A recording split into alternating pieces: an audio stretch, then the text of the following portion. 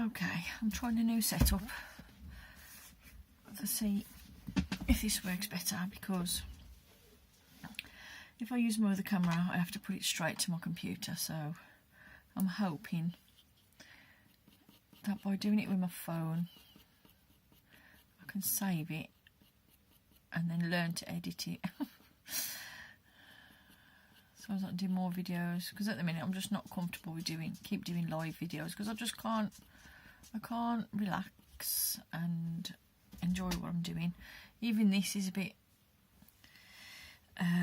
invasive for me. I like to just get lost in my work by myself. I don't like the thought that the camera's on.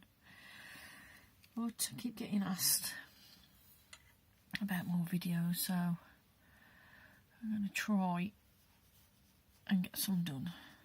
So I'm just adding the darker areas of the pan pastels where the shadows are. And I'm using what am I using? I'm using this one here, which is Raw Umber Tint. It's great for when you're putting shadows on skin tone as well as the shadows on fur.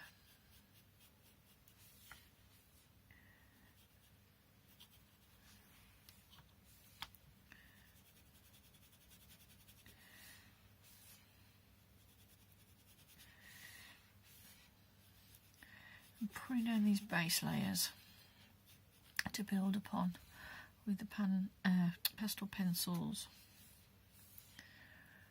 I've lost all my sketch now, so it'll definitely be by eye, because I've got no map to work to anymore.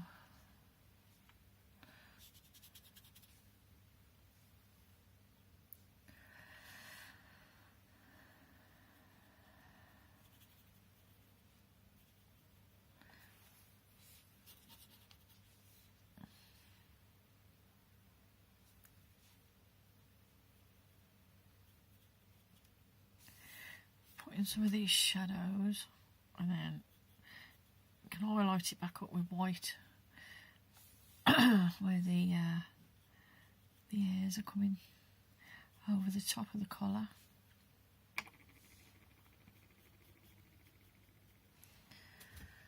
I love the effect that the pans have, looking soft and fluffy. This one here, this is my colourless blender.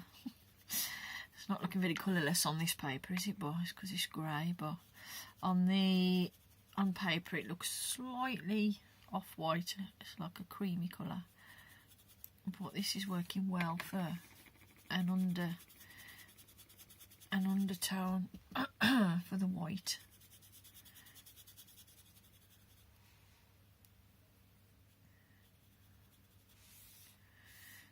It allows you to get rid of the surface underneath, so you don't want any of that showing through, and it also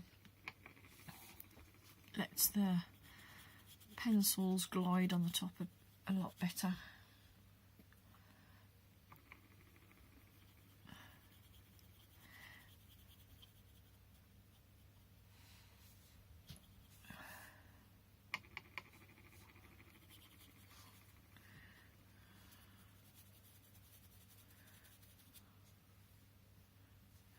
Just going to mix a bit of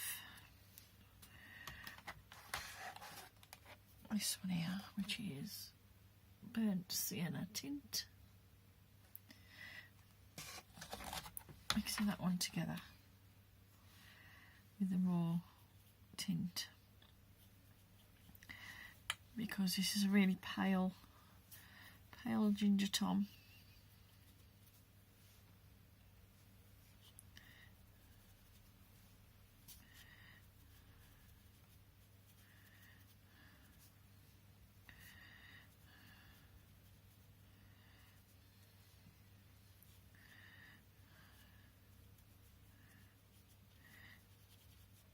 Leaving the areas where it's got a bit of shadow.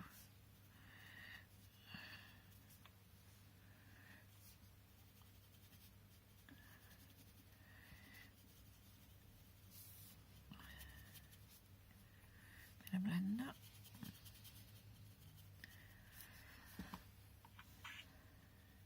Now I haven't got the bottom of this picture here, but I do want to carry it on just a little bit, just so it comes down to a point.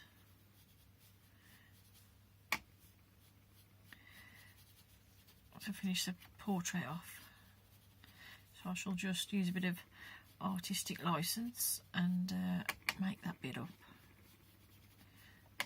as I'm doing now.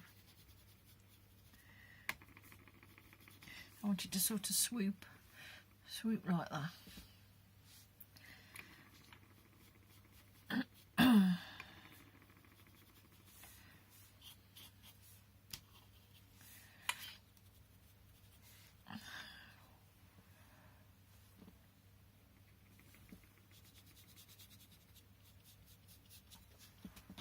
I get my other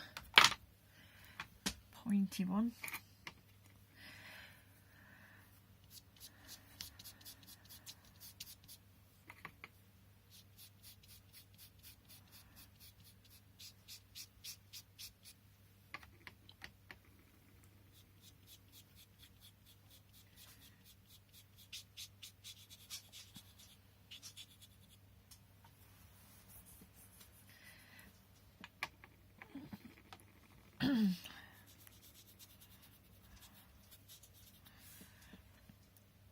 I like the effect that it creates, just like this.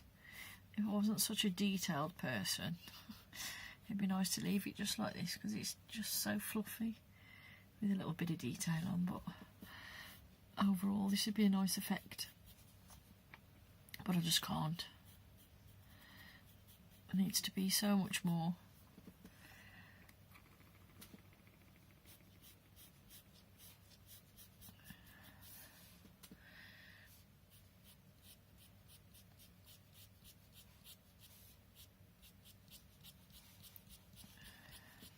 Make it fluff out a bit, and then when I put the detail on with the pastel pencils, they'll have their own singular hairs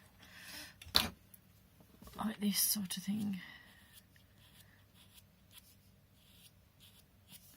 So I'll just give the effect of really fluffy, but then with the tips tips of singular hairs.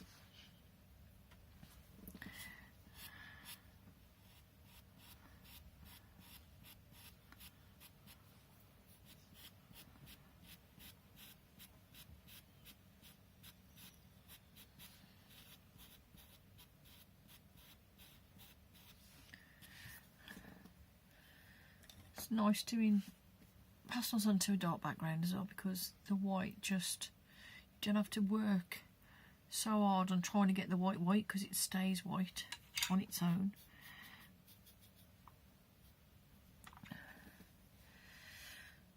Okay, I think I've got all the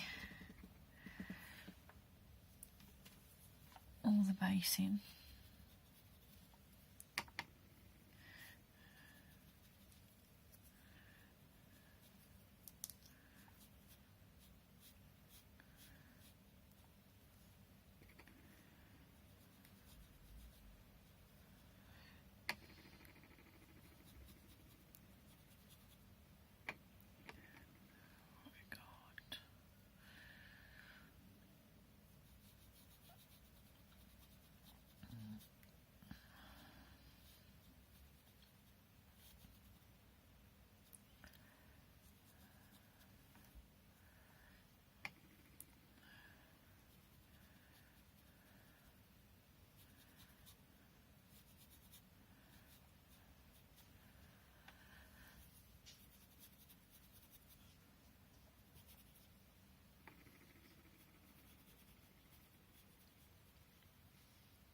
By using the colourless blender, even though it is quite light on here, when you put the white, the actual white on, then at least it stays white, because this is like, because this colourless blender on this kind of surface, it acts as a shadow. That's what I'm finding anyway. This is a new thing I've found out since starting this. So I just use my little keyboard over and just get all the bits off. This is a great little gadget for this sort of thing, if you can still hear me. Especially for the little bits of sponge that comes off, drops on your work. If you're working at an angle like I do, it all drops down to the bottom. It's a great little thing. I think it was about, I don't know, £2.50, £3.50. I just bought an extension cable for the wire because the wire's only about that big and it wouldn't reach. So I just bought an extra extension, USB extension, and now I can reach. So works really well. Because you can't really rub off the bits with the usual brush because it streaks all the work. Okay, I'll stand up and find the button to turn it off.